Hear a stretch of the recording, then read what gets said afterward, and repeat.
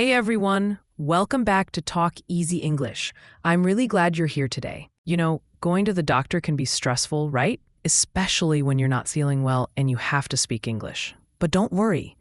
In this episode, I'll walk you through everything, from checking in at the clinic to describing your symptoms to understanding what the doctor says. By the end of this, you'll feel much more confident using English at the doctor's office. So let's imagine this together. It's a weekday morning. You wake up and your throat feels dry. Your body aches and you just don't feel right. You try to drink water, but it hurts a bit. You check your temperature. It's 38.5 degrees Celsius. Great, you've got a fever. You know you should see a doctor, but now your brain starts thinking, how do I even explain this in English? Let's start from the very beginning, arriving at the clinic. When you enter, the first person you'll usually meet is the receptionist. They'll greet you and ask something like, "Hi, how can I help you today?" You can answer, "Hi, I'd like to see a doctor, please." Or, "I have an appointment at 10:30 with Dr. Lee." If it's your first time, they might ask, "Is this your first visit?" You can say, "Yes, it's my first time here." Then they'll ask for your name, date of birth, and ID. Sure, my name is your name, and my date of birth is month, day, year. It might give you a paper or tablet to fill out. It usually asks about allergies, medications, and your symptoms. Don't panic if you don't understand something. You can say, "Excuse me, could you explain this part?" "Oh, what does this question mean?" That's completely normal and polite. After that, they'll tell you to sit and wait. Please take a seat. The doctor will see you soon. Now, you wait, maybe 10 or 15 minutes, and then you hear your name. "Mister, your name?" The doctor will see you now. You walk in, the doctor greets you. "Hi, how are you doing today?" And you might think, "Wait, I'm at the doctor. Should I say I'm fine?" Don't worry, that's just a polite greeting. You can still say, "Not so good, actually. I've been feeling sick lately." Then the doctor will ask, "What brings you in today?" That just means, "Why are you here?" You could say, "I've had a sore throat and fever for the last 3 days. My head and body feel really heavy. I've been coughing a lot, ... Now, one thing to remember, the more specific you are, the easier it is for the doctor to help you. Don't just say, "I feel bad." Try to describe your symptoms clearly. For example, "I have a sharp pain in my chest when I breathe. I feel dizzy when I stand up. My stomach hurts after I eat." See? Simple, clear, and natural. Then the doctor will ask questions to understand more. They might say, "When did it start?" You could say, "It started 2 days ago." "Have you taken any medication?" "Yes, I took some painkillers, but they didn't help much." "Do you have any allergies?" "No, not that I know of." Doctors use simple words most of the time, but sometimes you'll hear medical ones like inflammation means swelling or redness. Infection means bacteria or virus is causing illness. Prescription, the paper that allows you to get medicine. If you don't understand something, it's completely fine to say, Sorry, could you say that again? I didn't catch that. What does it mean?" That's how confident English speakers talk. Even natives ask questions like that. Then comes the examination part. The doctor might say, "Please open your mouth. Take a deep breath. I'm going to check your blood pressure." Just follow their instructions calmly. And when they finish, they'll tell you what's wrong. It looks like you have a mild throat infection. You probably caught a cold. I don't think it's serious. That's a relief. Now let's move to what happens next, getting medicine and understanding the advice. After the doctor finishes checking you, they'll usually give you advice and a prescription. They might say, "You need to rest for a few days. Drink a lot of water. Avoid cold drinks. Take these pills twice a day after meals." Here's a little trick. When you hear something like twice a day, remember it means 2 times, morning and evening. After meals means after eating breakfast, lunch, or dinner. If you're not sure about what the doctor said, always ask politely, "Should I take the medicine before or after eating?" "Okay, how long should I take it for? Can I still go to work?" That shows you're being careful. Doctors appreciate that.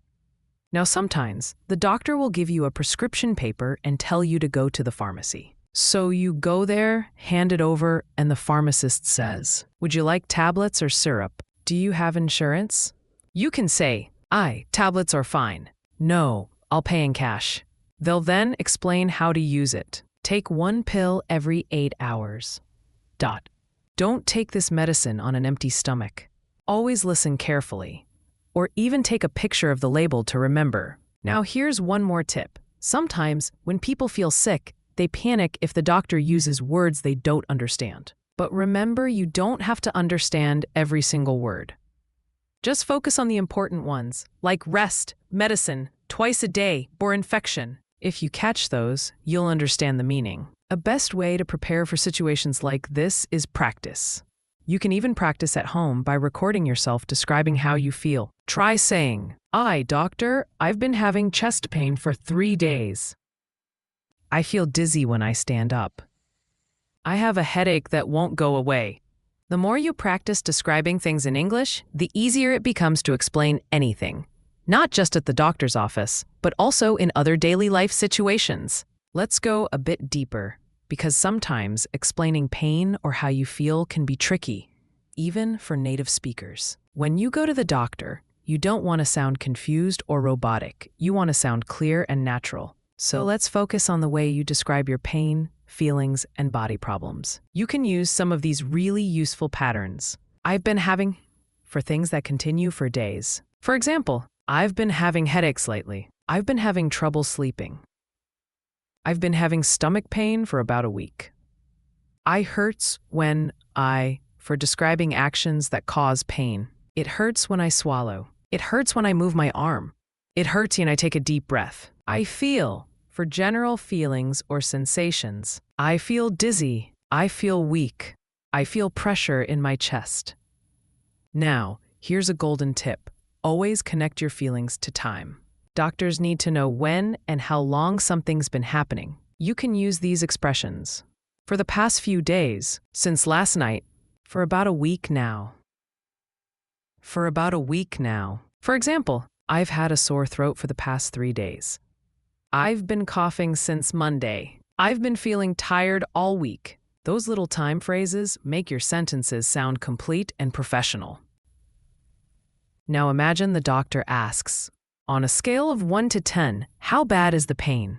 That's common in English-speaking countries. You can say, maybe a 6, it's uncomfortable but not terrible.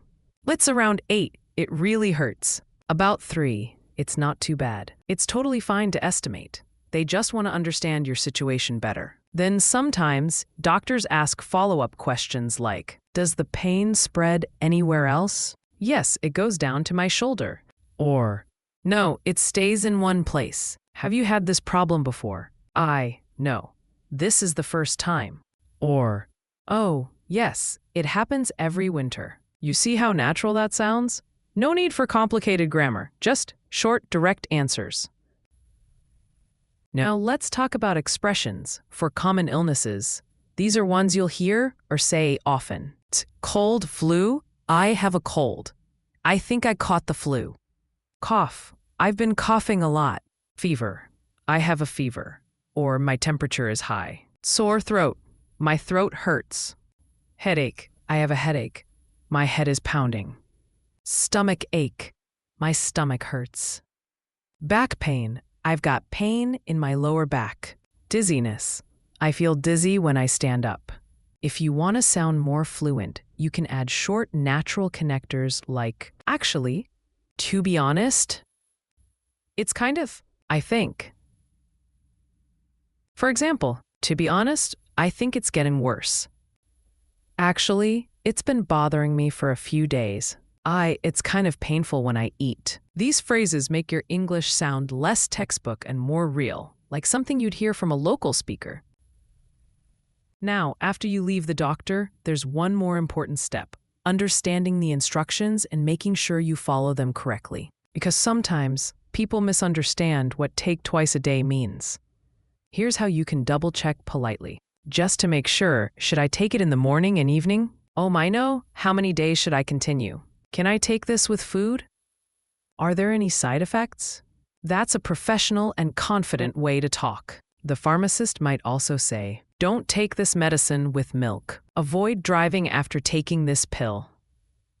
Keep it in a cool, dry place. Even if you forget what they said, don't panic. You can ask again. Ari, could you repeat that? You write that down for me, please? That's totally normal. In fact, it shows you're being responsible. Let's end with a quick real-life example so you can feel how natural this sounds together. Doctor, so what brings you in today? I've been feeling really weak since yesterday, and my throat hurts when I swallow.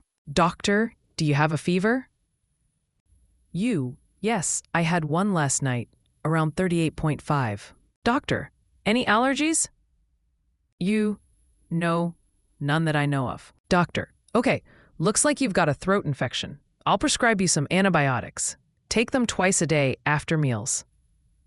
Should I take them for a week? Doctor, yes, and if you don't feel better after that, come back. Oh, got it. Thank you so much, doctor. Perfect, right? That's exactly how a calm, confident conversation should sound. And before we close, let's talk about why this kind of practice matters so much.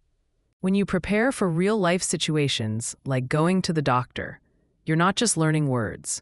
You're building fluency in thinking. You're training your brain to react naturally in English instead of translating. So next time you feel sick or nervous about speaking English in a serious situation, remember this episode. You already know what to say, how to describe your pain, and how to ask questions politely.